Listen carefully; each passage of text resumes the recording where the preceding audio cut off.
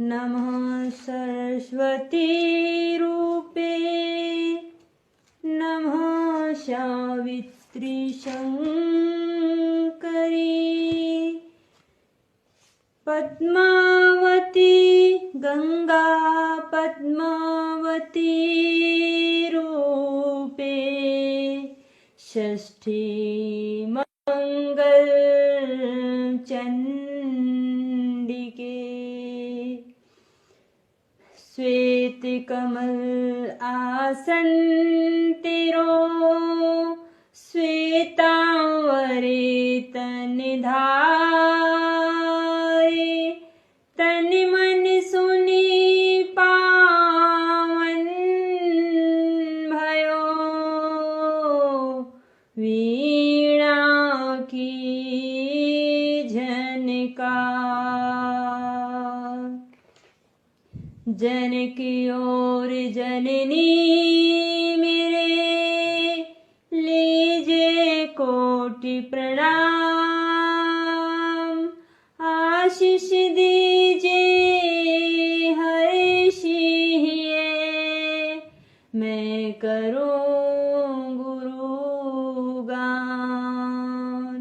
मैं करूं सद्गुरुगान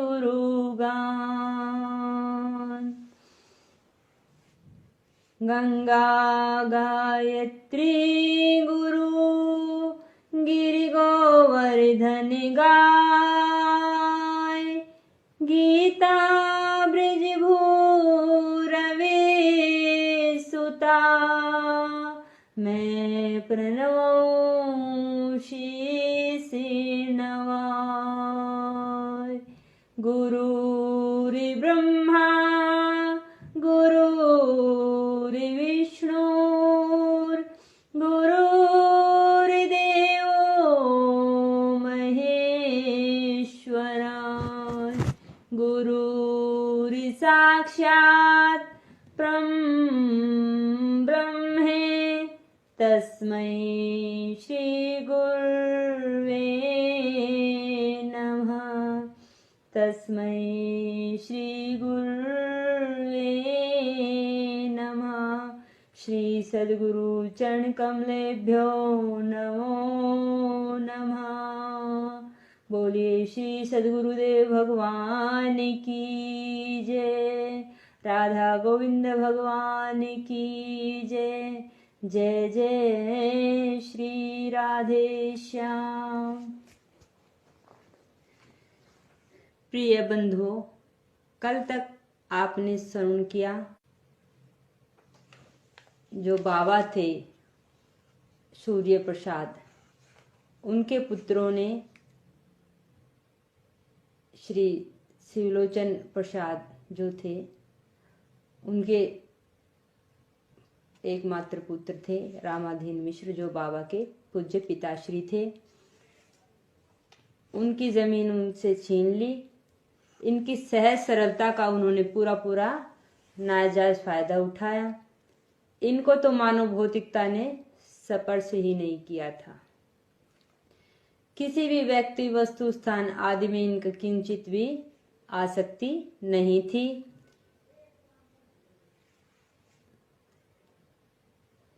जैसा भी प्रभु ने समय दिया वैसा ही प्रभु की इच्छा मानकर जीवन यापन करने लगे।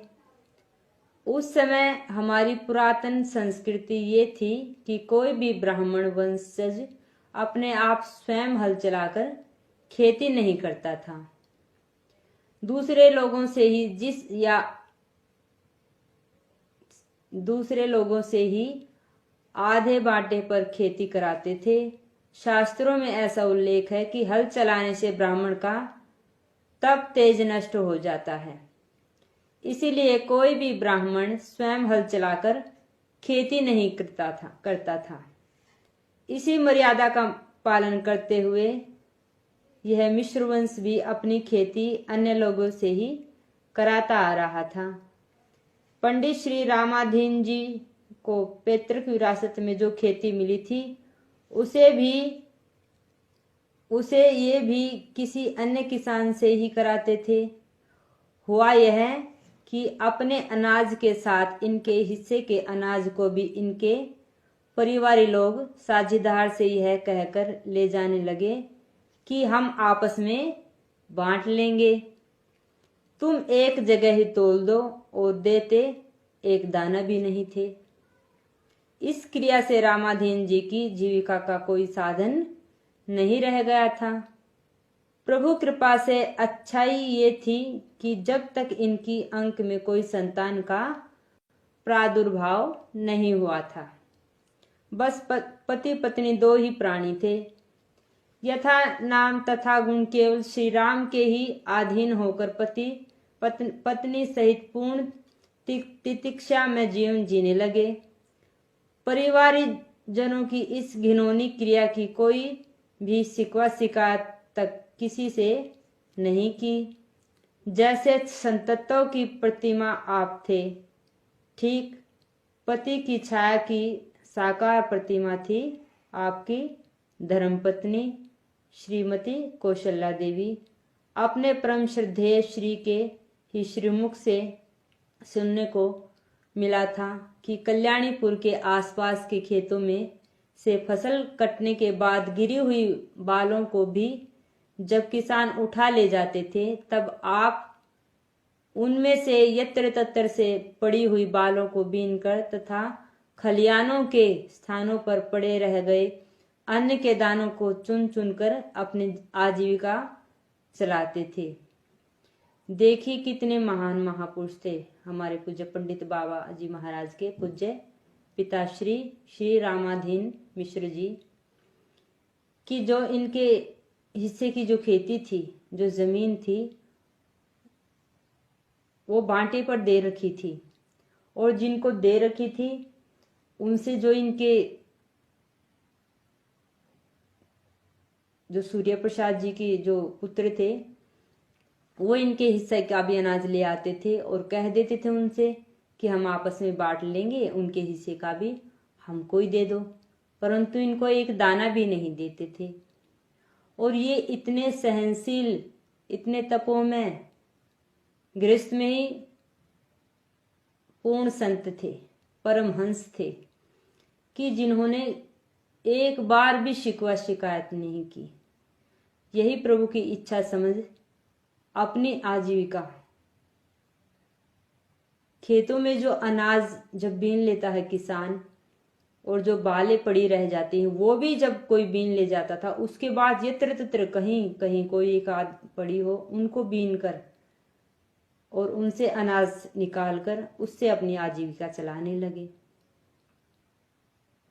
ऐसा कोई कर सकता है? ऐसा तपों में जीवन कोई जी सकता है? सोच भी नहीं सकते। अपनी स्वयं की खेती होते हुए दूसरों के खेतों में से शिलाएं बिनकर अपना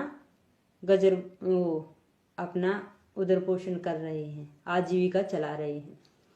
ऐसी परिस्थितियों में भी दान के बहाने से भी परधन का स्पर्श तक नहीं करते थे। ये है सच्चे ब्राह्मण, ये है पूजनीय, ये है वंदनीय। और इनके यहाँ ही संत जन्म लेते हैं, भगवान ही संत के रूप में आते हैं।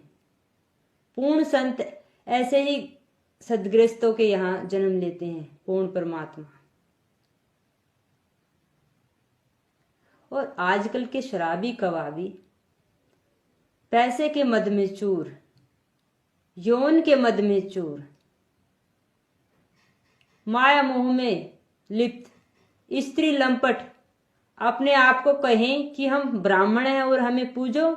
धिक्कार ऐसे ब्राह्मणों को, ब्राह्मण कहलाने तुम लायक ही नहीं हो। जानो बाबा जी के महान कार्यों से, उनके संतत्व से, उनकी जो पुरखा है उनकी जीवनी से आप अंदाजा लगाओ कि आप कौन है। करो तुलना। एक ये ब्राह्मण है कि अपने हिस्से की जमीन दूसरे खा रहे हैं, और तो भी वे कोई शिकवा शिकायत भगवान से भी नहीं कर रहे हैं। स्वयं शिला बीनकर अपना गुजारा कर रहे हैं।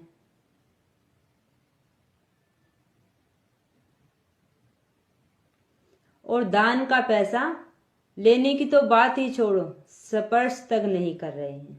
और आज के विदेशों तक ट्रस्ट बना बना के विदेशों तक पैसा हड़प रहे हैं। ये ब्राह्मण हैं? ये पूजनीय हैं? ये वंदनीय हैं? फिर ये कहे कि हमें पूजो, हमें भगवान मानो, हम तो ठाकुर जी का ही अवतार है साक्षात। डूब के मर जाना चाहिए।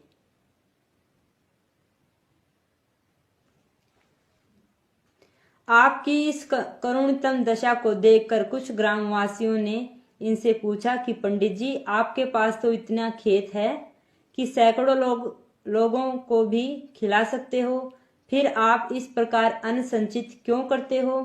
क्या आपका साझीदार आपको आपके हिस्से का अनाज नहीं देता है? उत्तर में आप बोले कि भैया, हम तो केवल 2 ही प्राणी हैं, अपना कैसे भी काम चला लेंगे, परंतु हमारे उन परिवारी भाइयों का परिवार बहुत बड़ा है, उनकी पूर्ति अपने खेत से नहीं हो पाती। तितिक्षा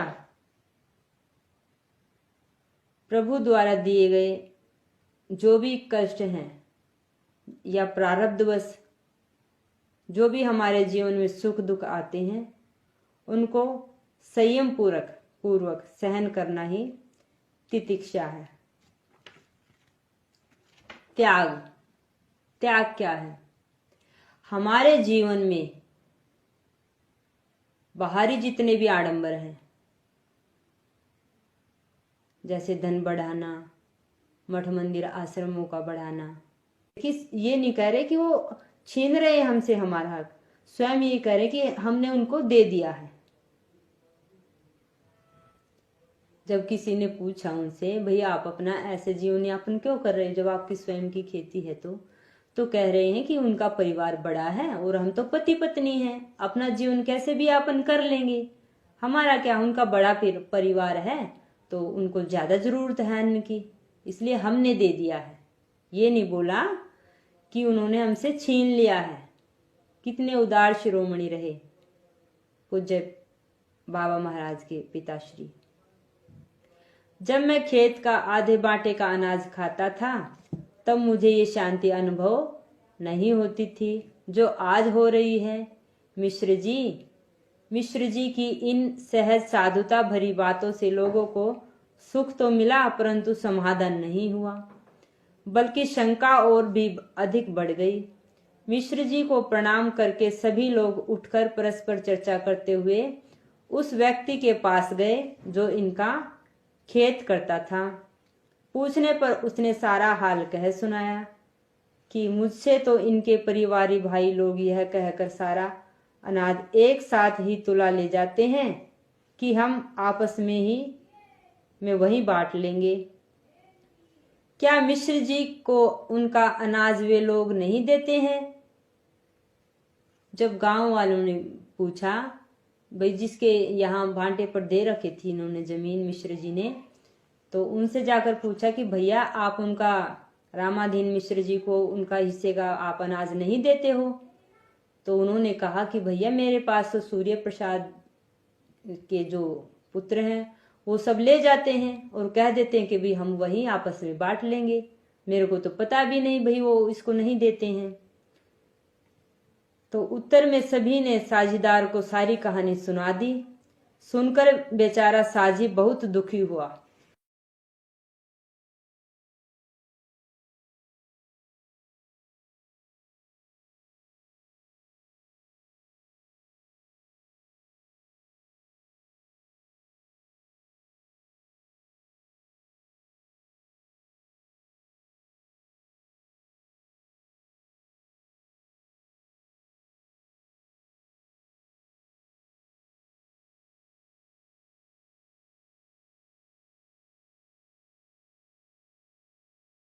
नमः।